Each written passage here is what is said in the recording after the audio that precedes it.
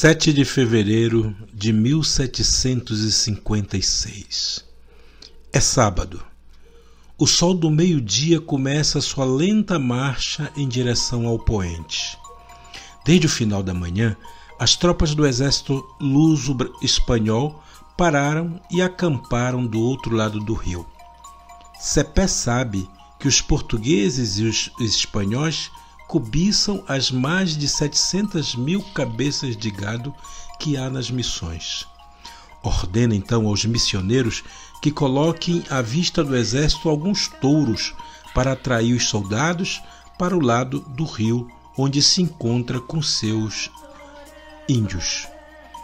Vendo o gado, os homens caem na armadilha e atravessam o rio para matar os animais. De golpe, os missioneiros chegam em seus cavalos e atacam 2 peões que estavam entretidos carneando o gado, lanceando-os. Os sobreviventes fogem apavorados, levando a notícia até o acampamento. Ao saber do ataque dos índios, o general espanhol Andonaegui manda reunir 300 homens e pede outros 150 ao general português Gomes Freire de Andrade. Gomes Freire prontamente nomeia o coronel dos dragões Tomás Luiz Osório como chefe dos soldados portugueses. Enquanto o destacamento é formado, o coronel Dom José Joaquim Viana solicita autorização para comandar o ataque aos índios. É uma conversa entre governadores. Andonaegui governa Buenos Aires e Viana, Montevidéu. Alguns anos antes, eles contaram inúmeras vezes com a ajuda dos Guarani missioneiros para se protegerem dos portugueses. Agora, nada mais disso importa. O governador de Buenos Aires prontamente diz a Viana: passe os índios na espada. Viana parte com seu destacamento. Ele pensa no ataque que fez aos índios charruas logo que o rei Fernando VI lhe deu o cargo de governador de Montevidéu. Para ele, todo e qualquer índio não é nada mais do que um entrave. Transcorre o tempo. Ele olha o relógio. São 5h30 da tarde. Cepete Araju está no alto de uma coxilha com seus comandados. Bem atrás dele, há um mato onde deixou outros índios armados com arcos e flechas. O plano é certeiro: atrair o inimigo até aquela vegetação densa para serem transpassados pelas setas guaranis.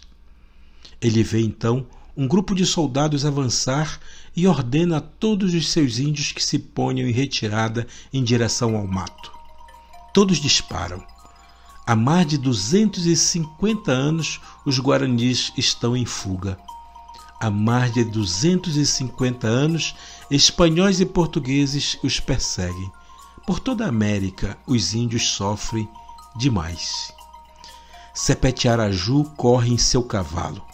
Ele tem fé em Deus. Acredita em São Miguel Arcanjo. Em seu pensamento, Colônia do Sacramento, Rio Grande e o Porto dos Casais ainda são territórios da Espanha. Em seu pensamento, talvez seja uma questão de tempo para o rei voltar atrás, desfazer aquela injustiça e fazer valer o antigo documento que deixava as missões sob o domínio espanhol, domínio do Santo Rei. É uma questão de tempo, de horas, para que ele possa reunir-se ao cacique Nicolau Nhenguiru para atacar os invasores. Ele dispara pelo campo, quer chegar ao mato onde poderá emboscar os soldados. O arvoredo não está longe, mas então acontece o imprevisto. Seu cavalo enfia a pata num buraco. Ambos vão ao chão. O mundo gira. Cepé não sabe o que aconteceu. Vê seu cavalo no solo, ouve uma gritaria, levanta-se como que por impulso, mas não tem tempo para defender-se. Um português lhe enfia uma lança pelas costas. O golpe é tão violento que a lança se parte. O pensamento se esvai.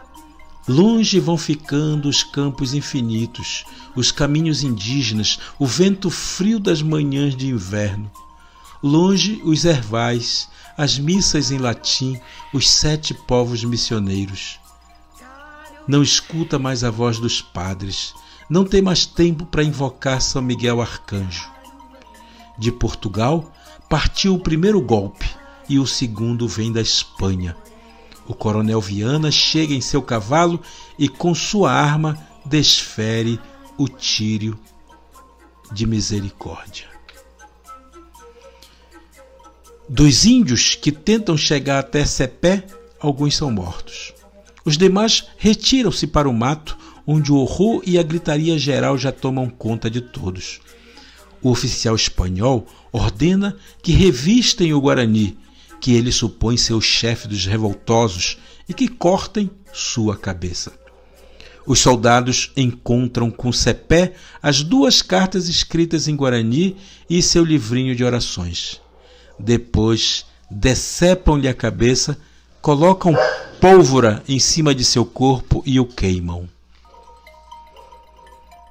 No mato, os missioneiros acompanham o movimento dos soldados junto ao corpo de seu capitão. Depois do espanto, a revolta aumenta e eles lançam pedras e flechas. A distância, porém, não permite atingir os soldados. Mais uma vez, é o arco e a flecha contra as armas de fogo. De longe, o oficial espanhol agrupa seus homens e manda disparar contra o mato. A pólvora percorre com velocidade o caminho que as flechas não conseguem vencer. Muitos Guarani perdem suas vidas. Tudo silencia. Os soldados se retiram. Os corpos de Sepete Araju e de muitos companheiros ficam estirados nas terras que Deus deu aos índios e a ninguém mais. Estendido no solo de seus ancestrais, Sepete Araju era a prova do encontro das armas, da violência e da cobiça de Espanha e Portugal. À noite, os guaranis missioneiros recolhem os restos do corpo de seu capitão e o enterram próximo a um riacho, realizando o ritual cristão que aprenderam com os santos padres. Como um guerreiro missionário, Cepé teve o mesmo triste fim de seus antepassados. Com sua fé em Deus e em São Miguel, levou uma íntima convicção até o final. Uma convicção que talvez viesse da profundidade da alma de um povo em fuga há 2 séculos e que estava presente nas linhas de uma das cartas que ele trazia consigo até aquela tarde de sábado. Uma carta que os soldados do exército tentaram ler naquela mesma noite e que não entenderam por estar em língua guarani. Não o creremos jamais quando disserdes vós outros: índios, dai vossas terras, e quanto tendes aos portugueses. Não o creremos nunca, não há de ser assim. E só se acaso as quiserem comprar com seu sangue, nós outros, todos os índios, as havemos de comprar. 20 povos nos havemos juntado já para sair-lhes ao encontro. Com grandíssima alegria nos entregaremos antes que entreguemos as nossas terras. 2 dias depois da morte de Cepé, mesmo sem uma preparação militar e uma força em armas à altura do exército luso-espanhol, mais de 1.500 guaranis, sob o comando de Nicolau Nhenguiru, saíram ao encontro do inimigo em campo aberto. Cercados na coxilha de Caiboaté pelos portugueses de um lado e os espanhóis de outro, os índios foram dizimados em 1h15 pelo fogo das armas. À custa do sangue indígena, os 7 povos das missões chegavam ao fim. Do choque entre índios, portugueses e espanhóis, de seus esforços, tristezas e esperança, e dos braços cativos dos negros, nascerá o Rio Grande do Sul. Nele estão os campos do sul do Brasil, onde um dia tombou por fatalidade, o comandante Cepé Tiaraju.